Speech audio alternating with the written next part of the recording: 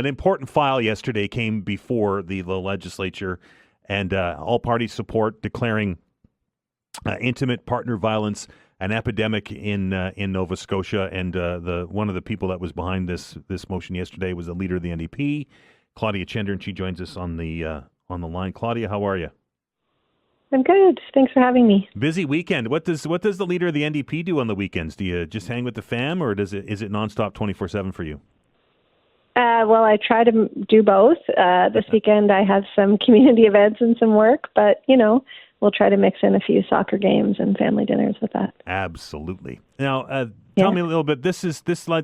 When this came up yesterday, you put it forward, this resolution. Yeah. Mm-hmm. Did you know that it was going to be all party support, or did that catch you by surprise?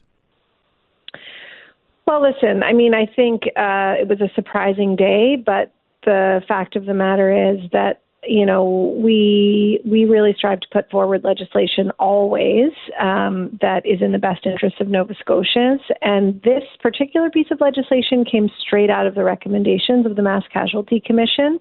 It was championed by the women who are there from Unifor, who had really been pushing for this.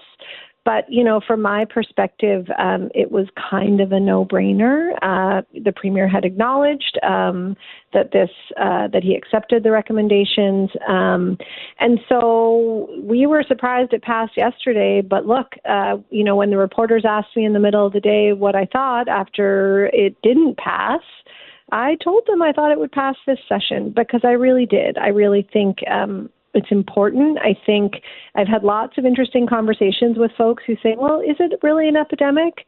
And then we talk about the findings of the commission, and we talk about the prevalence of intimate partner violence. And the reason that we don't talk about it that way is because there's still a lot of stigma. So this legislation is really important to counter that stigma and to help educate.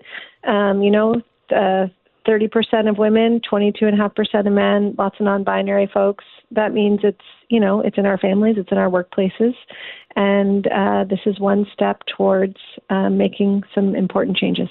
Well, the discussion about it, if it is an epidemic, that was on the floor of the legislature or cabinet, right after cabinet, and it cost the Minister of Justice his job because he didn't think it was. That's right. And, I think that was actually pretty straightforward, Dan. Like, we had the recommendations from the committee, from the Mass Casualty Commission, who, very esteemed experts working with community, working with families, working with experts in the field, who tabled the report, said it's an epidemic, and the government accepted the report. So it was one of those moments in politics where when then the Minister of Justice came out and disagreed, that couldn't stand. And to the credit of the government, they quickly made that point very clear. But that was hopefully a learning moment for all of us, that we do need to take it more seriously. It showed us how far we still have to go. And that's, of course, one of the reasons why we felt like we need to continue this conversation.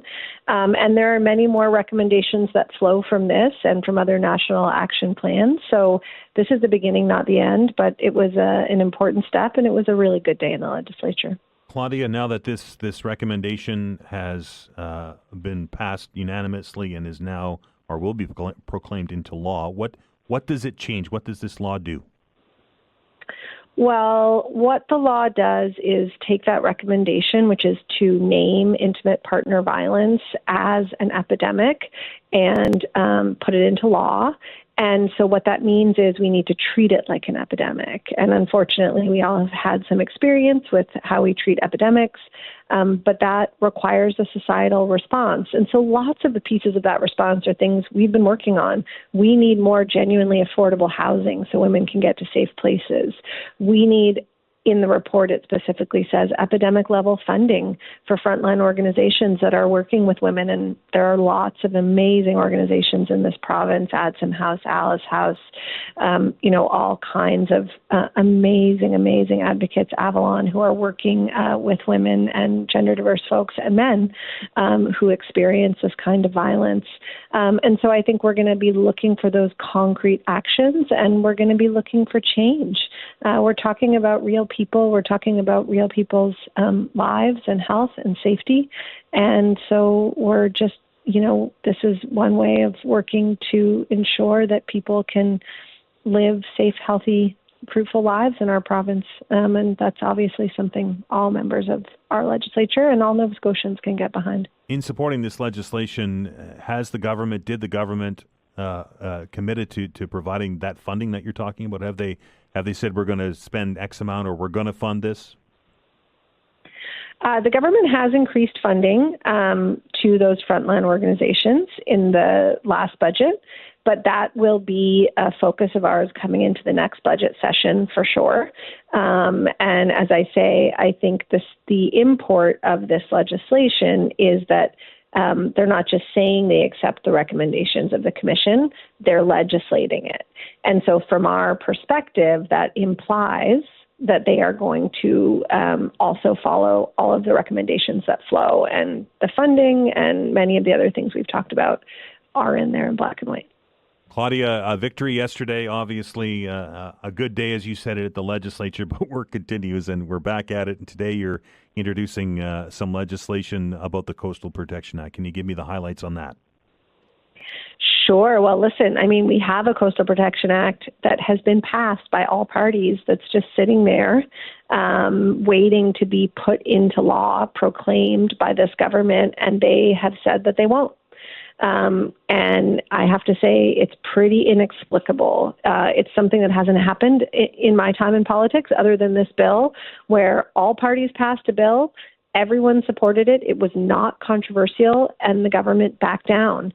And so since they explicitly said that they will not enact that bill, we enacted a new version of it, but we will continue to put the question to the Premier and to the Minister of the Environment, as we did today, about why they won't actually protect the coastlines in favor of all of us. That bill just essentially would have given municipalities the tool of a provincial legislation, because we've got lots of little municipalities who have been fighting for this bill in Pictou, through parts of Cape Breton, like all over this province, the municipal units have been asking for this bill because lots of them don't have the resources to do this kind of zoning and planning work on their own. And as a result, we have in many, many communities, one or two property owners that can radically alter the face of our coastline. And it's very difficult to stop that without provincial legislation. My question to the minister today was, Nova Scotians wanted it. All parties passed it. Their own consultation showed that most were in favor, and yet they didn't pass it. We have not gotten a good answer as to why. And, it's a head scratcher, but I think it's also really, really unfortunate. We're heading into hurricane season, and we now have a really new understanding as a province of what that means. And it's absolutely the job of this government to protect our coastlines, to make sure that we can be climate resilient for all of us, not just for the few people who are lucky enough to own property along the coast. So we're going to keep pushing on behalf of municipalities and Nova Scotians around our beautiful province to make sure that government is taking the action that's required. Claudia, thanks very much for your time. Enjoy the soccer games this weekend. We'll chat soon. Thanks for having me. Bye. That is the leader of the NDP, Claudia Chender.